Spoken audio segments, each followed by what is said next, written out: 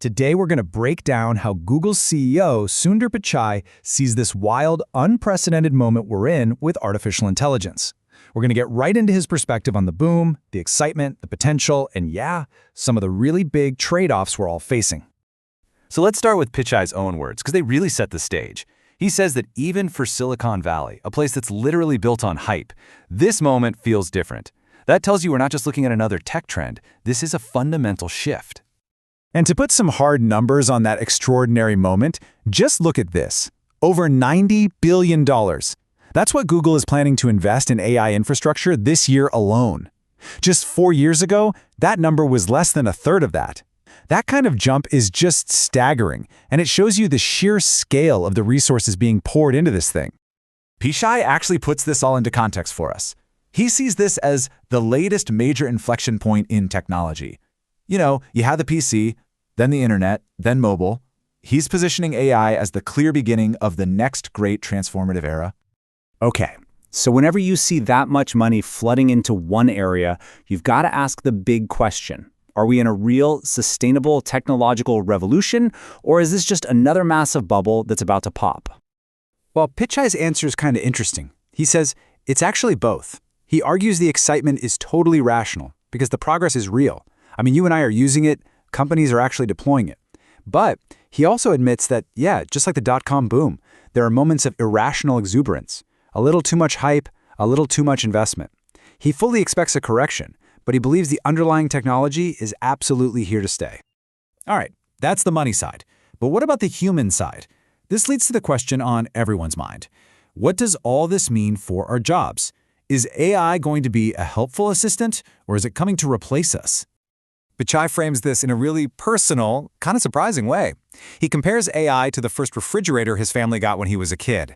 Sure, it automated a task, but the important part was that it freed up his mother's time for other things.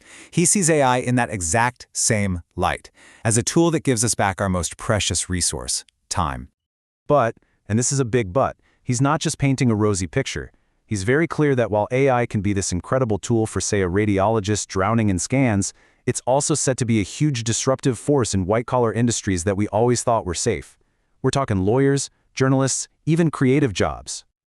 So what's his advice for all of us trying to navigate this? Well, he doesn't point to one specific career and say, go do that. Nope. His advice is much broader. He's basically saying you have to embrace this technology and learn how to use it as a tool no matter what your field is. Because in his view, the people who thrive are going to be the ones who adapt. Okay, but if we're all supposed to learn how to use AI as a tool, that brings us to a massive, fundamental problem.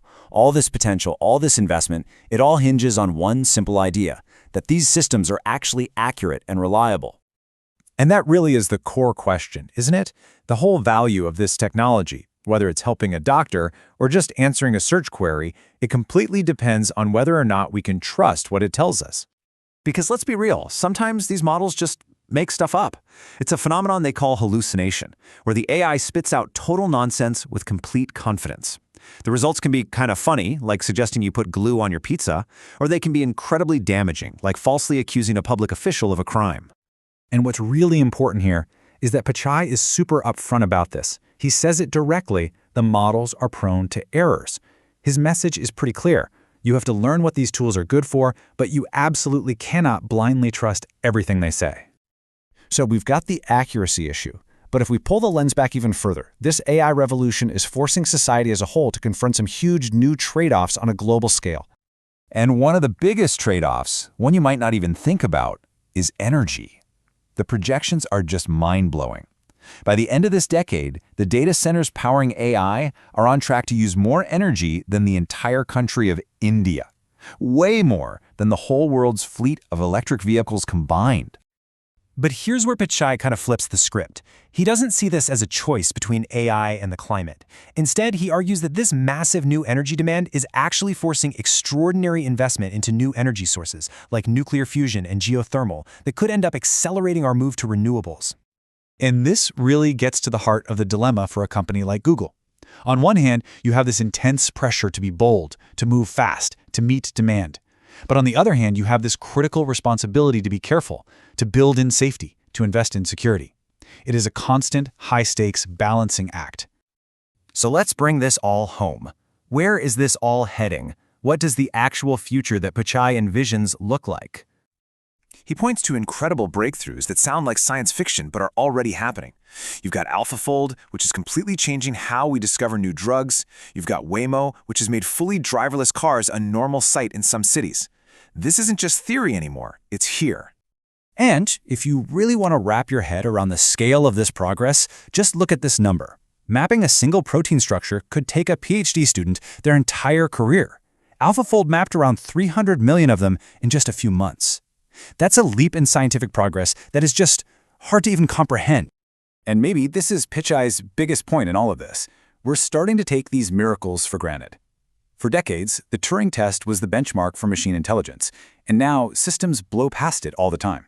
Just a few years ago, driverless cars were a fantasy. Now they're just part of the traffic in San Francisco. The impossible is becoming normal, faster than we can even keep up.